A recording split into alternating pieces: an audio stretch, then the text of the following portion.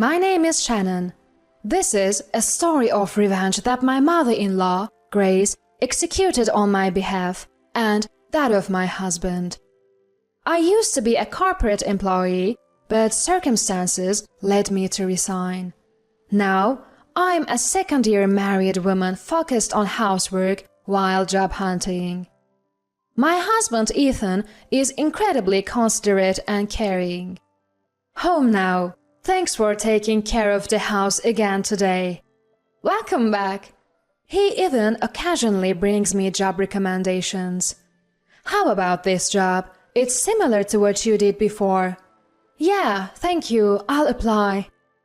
I met Ethan at the company where I used to work.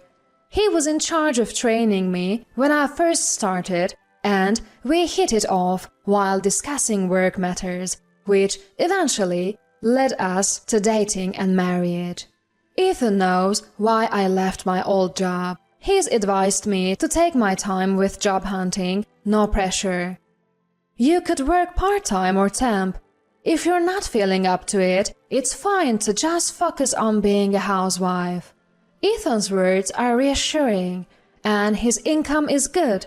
However, I can't help but feel guilty relying solely on his earnings. Ethan even helps me with the household chores, so I've continued to juggle housework and job hunting.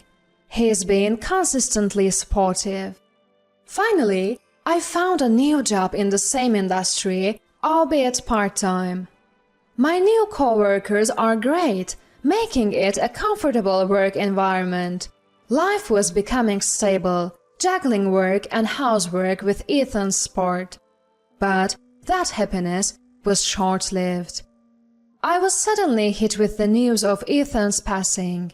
A stress-related illness, I was almost cured of relapse due to this devastating news. I can't imagine how I would have coped without the support of both our families. Still, I mustered the strength to get through Ethan's funeral. Naturally, his colleagues, who were my former colleagues, also attended. They sneered and whispered behind my back, pointing fingers at me. Every time our eyes met, I felt nauseous. My exit from my former job was due to issues with these very people. Both sets of parents noticed my discomfort and tried to be supportive, but I held it in. During the funeral, while greeting relatives, a woman suddenly appeared before me. I instantly recognized her. Her name is Jennifer, Ethan's batchmate and my senior at the old company. She was also the reason I left my job. It's been a while, hasn't it, Shannon? Jennifer. I gave a slight nod, trying to distance myself from her. However, she forcefully grabbed the collar of my funeral attire, preventing me from leaving. Thinking you can escape me just because you quit? Big mistake. Jennifer whispered to me in a mocking tone. Jennifer was the CEO's daughter and did whatever she wanted because of her dad's influence. Right off the bat, I became her target. It seemed like she really didn't like me, harassing me at every turn. She even spread all sorts of rumors about me, rallying co-workers to her side using her status as the CEO's daughter. This Jennifer was always impeccably made up, gorgeous, and constantly surrounded by male employees. Her outgoing personality was the exact opposite of my own, reserved and modest self. My colleagues started to believe Jennifer and join in on the harassment. Important information would be withheld from me and tasks would be dumped on me right at the last minute.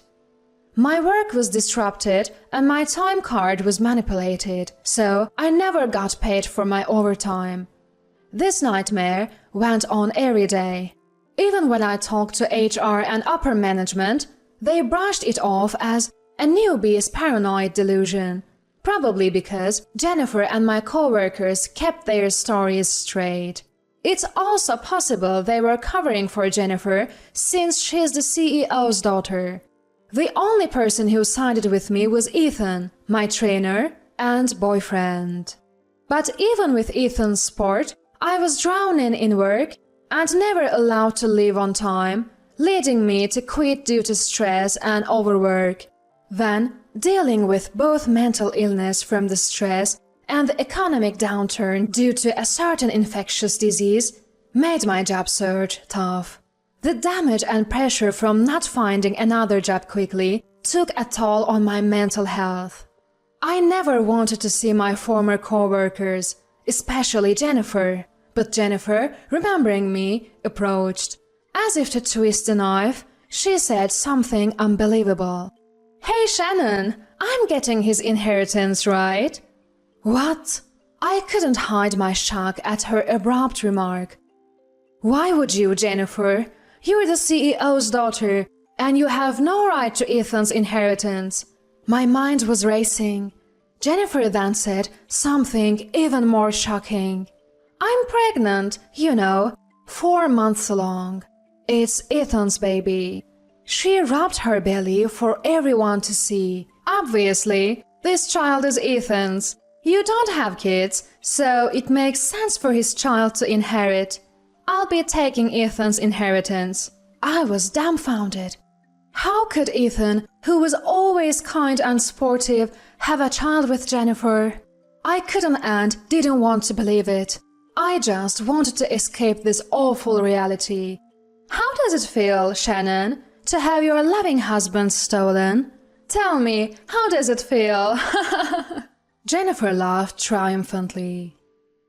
Behind her, my former co-workers who used to harass me were pointing and laughing as if to say, "You had it coming." I stood there in disbelief. Suddenly, Grace appeared from behind me, pushing me aside to confront Jennifer. "Were you the one blackmailing my son with embezzlement charges?" What? What the? I was baffled by Grace's words. "I know everything. That you're embezzling from the company, framing my own son for it, and threatening him with fake evidence. You are also sabotaging Shannon's job prospects, all of it." "Hold on, Mama, what are you talking about? Slander without evidence could get you sued." Jennifer was desperately playing dumb. "I've got the evidence right here." With that, Grace pulled an envelope from her coat pocket and scattered its contents across the funeral hall. It was incriminating evidence of Jennifer's embezzlement and her threats against Ethan. The room erupted in whispers as Jennifer's dark truth came to light. "What's going on here? Jennifer, you're the worst! Embezzlement and threats? Those are crimes!" "Well, wait, this is... that..." Jennifer was clearly panicked, but soon regained her composure and turned to me. "But the fact remains, I'm carrying Ethan's child. Hand over the inheritance now." "No need to worry about that. That child isn't Ethan's." "What? Do you know about perinatal DNA tests? My son discreetly had one." Grace then thrust the DNA test results at Jennifer, proving the child wasn't Ethan's. "This is fake!" "No, these are certified DNA results. Unlike what you've done, this isn't fake. The hospital will vouch for it." "What?" "You've done plenty of other messed up stuff too, We've got all the evidence to prove it." Upon saying this, Grace presented a plethora of irrefutable evidence. Multiple proofs surfaced, detailing harassment, embezzlement, blackmail, and even deeds too shocking to mention. Jennifer, unable to make excuses anymore, broke down in tears, scrunching her face and pulling her hair, emitting bizarre sounds. Her makeup started to run because of the tears, making the onlookers around her gasp. Her disheveled face looked like a disaster, to say the least. Yes, Jennifer's beauty was all makeup. Her real face was completely different. Former colleagues who used to be Jennifer's clique quickly flipped and began laughing at her while snapping pictures on their mobile phones. It was so like them to turn on her as soon as her position became precarious. I'm sorry for any pain I've caused you, Shannon, but my son didn't betray you, okay? Please believe that. Here is the proof. I was stunned upon seeing it and knowing the truth. Ethan had been forced into infidelity, not out of his will, but due to Jennifer's threats. The numerous entries also described how Ethan was drugged with high-proof alcohol by Jennifer, forced to drink it, and then blackmailed even further. If you don't want this secret out, divorce Shannon and marry me instead. Turns out, she even had my co-workers wrapped around her finger. Jennifer seemed to be after Ethan just to mess with me. But Ethan wouldn't give Jennifer the time of day, so she resorted to desperate measures. Jennifer was embezzling company money and had even fabricated evidence to frame Ethan. She was threatening Ethan to get him to do what she wanted. A fake pregnancy was just one of those threats. At that time, I was mentally unstable and couldn't even job hunt, so Ethan couldn't afford to lose his job. That's why Ethan had no choice but to follow Jennifer's orders. I later found out from Ethan's diary that Jennifer had sabotaged my job hunting too. She had spread damaging information about me to rival companies through various connections. Her reason for tormenting me was something as petty as, "I just don't like your face." The reason she messed with my job search and tried to steal Ethan was simply, she couldn't stand me being married to a high-value guy despite being beneath her, and she wanted to ruin my life. Jennifer couldn't bear the thought of someone she considered lesser being happier than her. She planned to leave me jobless and divorce Ethan. Even after quitting her job, she kept on hounding me. My anger towards Jennifer was just unstoppable. Ethan, although he acted strong, was troubled by the false charges Jennifer pinned on him. But Ethan couldn't just sit there and do nothing. He was gathering evidence of Jennifer's embezzlement and threats during his work hours, planning to take legal action against her. Then tragedy struck Ethan just when he was getting ready.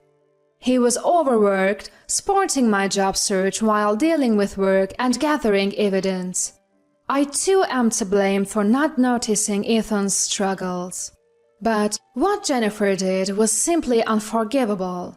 She harassed me for petty reasons, sabotaged my job hunting, and did terrible things to Ethan. There was no way I could forgive her. Later, it turned out the father of Jennifer's baby was a married man, and she was sued for a large sum. Jennifer went crying to her CEO father, but her embezzlement and terrible behavior got her fired. Her parents were so furious at her conduct that they disowned her. Someone like you doesn't deserve to be a daughter. Jennifer was left penniless and kicked out. When the CEO and his wife learned about the situation, they came to apologize at Ethan's memorial, insisting on paying a large sum as compensation. Although I felt it wasn't their fault, they insisted. I spoiled my daughter, and I'm responsible for not noticing the office drama. So, I ended up reluctantly accepting the money from the CEO. But as for the boss, I couldn't forgive Jennifer no matter what, so I decided to take legal action against her. The boss and his wife supported me, even introducing me to a top-notch lawyer. Perhaps Jennifer's former entourage had something to do with it, but information about the harassment against me and various acts Jennifer had committed started spreading on message boards and social media. Naturally, Jennifer ended up behind bars, facing charges of embezzlement, threats, and more. She had been so focused on harassing co-workers she didn't like and company-sponsored dating events that she hardly did her actual job. Basically, she was kept on out of pity and had little to no skills. With her criminal record now public, getting a job after her release will be a challenge. I also filed charges against former co-workers who had helped Jennifer in her harassment. They too faced demotions and disciplinary actions, even having to pay me damages. Those who had participated in Jennifer's embezzlement and threats apparently ended up behind bars along with her. Sometime after my husband's funeral, I was recognized for my hard work at my part-time job and happily received a full-time position. Furthermore, I found out that I was carrying Ethan's child.